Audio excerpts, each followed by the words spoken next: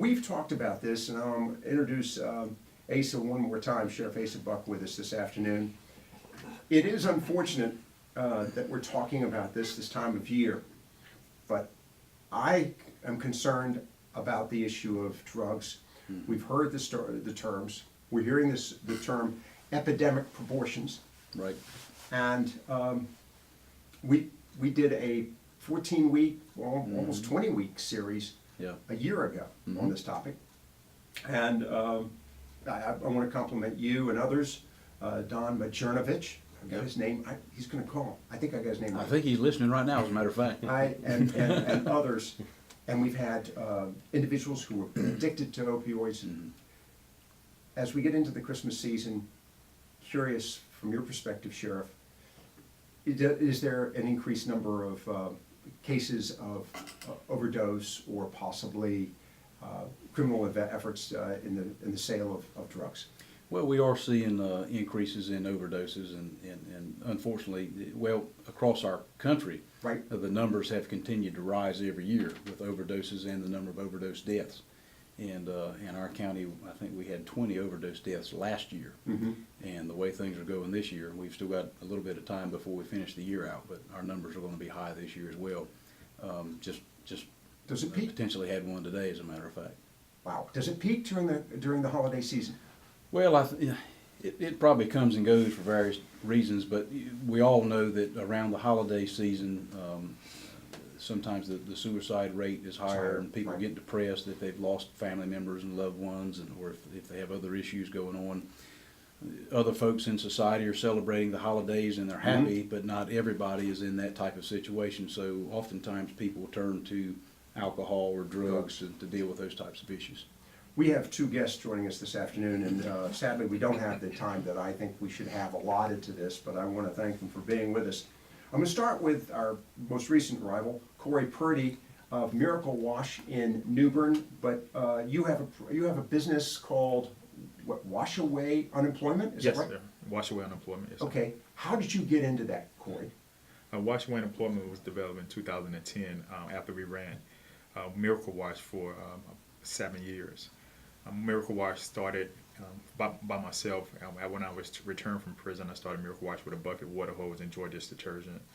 And through the process, my pastor has encouraged me that not only was it a blessing for myself, but I should always look back at those that are in a situation that I've risen out of. And so at that point in time, we started looking towards duplication, and we grew to a larger location in James City area of New Bern, and we started to hire guys that were returning from prison. Once we employed guys for around 6 years, and we started to realize that it was other underlying issues, soft skill issues, wraparound service issues that was relating to their lifestyle outside of just employment. And at that point, we started Rebirth Wash Away Employment, which is a nonprofit. But since that time, around the state has adopted local reentry councils that deal to the immediate needs of those that's returning from Department of Public Safety. All right. You yourself have been incarcerated. Yes, sir. I spent 8 years in prison. I went in when I was 17. I got out when I was 26. And what was the charges?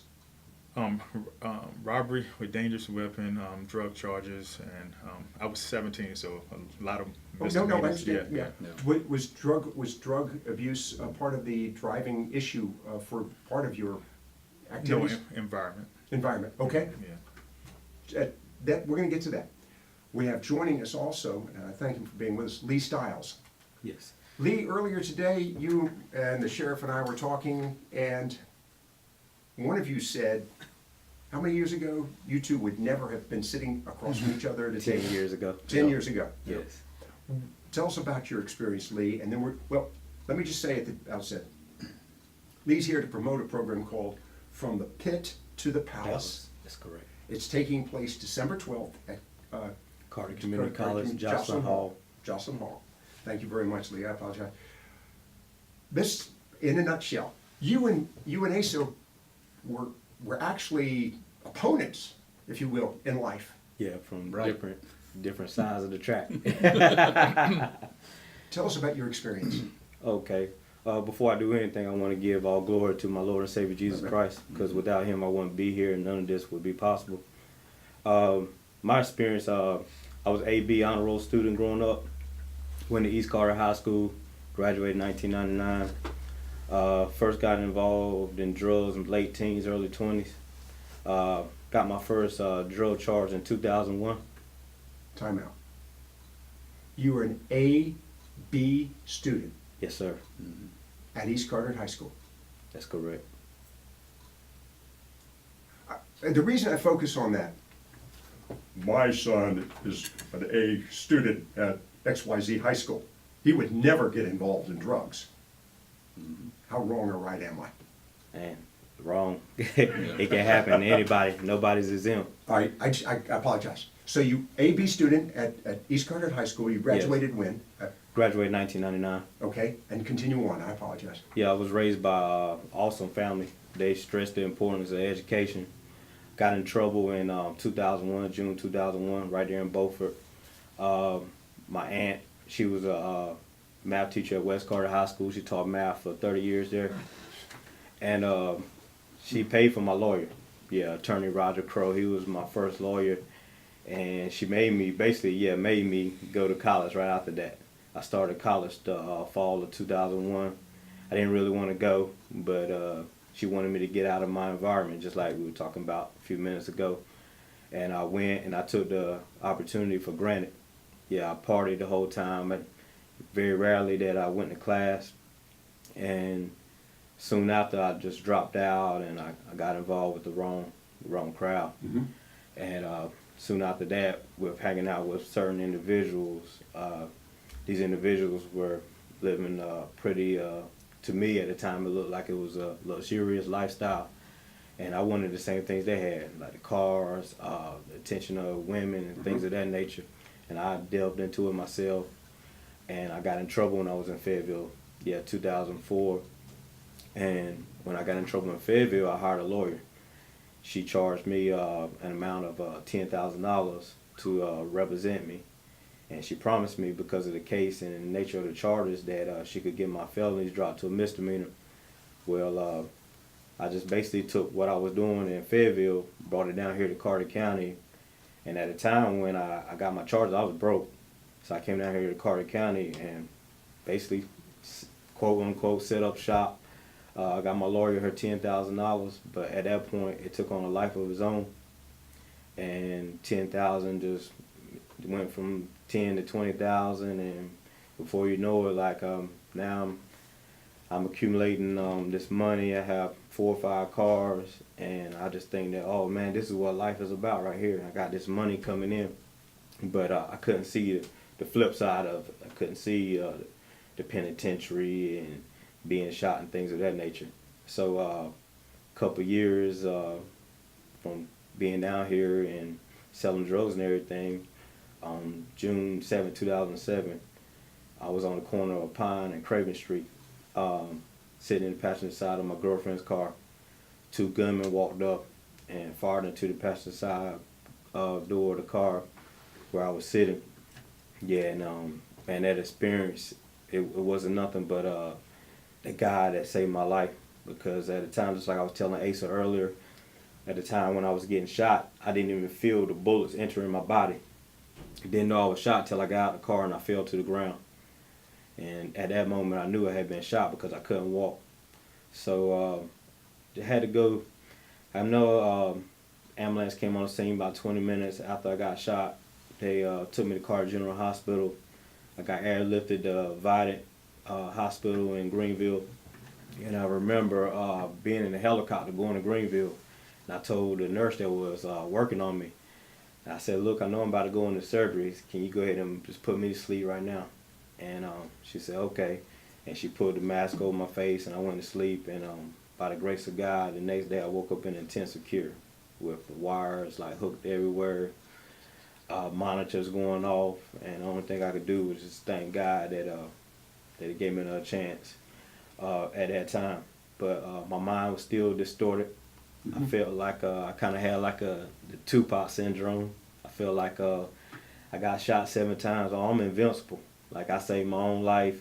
these people can't stop me. I'm going right back to the streets and gonna do the same thing. And that's what I did. And 2 months after I got shot, I went to the penitentiary for 2 years because I was on probation during the time that I got shot, and I had pending charges for violating probation for drug charges. Actually, I don't even think Asa know this, but Asa got elected November 2006. He got in office January 2007. Well, my apartment got raided early February 2007. I think my place of residence was the first residence that got raided under his tenure. Yeah. How about that? Yeah. You might be right about that. Yeah. So with us being here right now, Look at us now, Lockwood. I listen, and we're going to take a break here in a few moments because we're going to focus on the pit to the palace, and we're going to get Corey into the conversation briefly. We don't have an adequate time, but you know, I want to go back to something I said earlier. This is Carteret County. Mm-hmm. We don't have drive-by shootings. Right. yes. Lee, I'm looking at Lee. You two know each other. Yep. It's happening. Yes, it is. Mm-hmm. As we prepare to go to the break, pit to the palace. Yep. What's your purpose in this program? December 12th. Yes.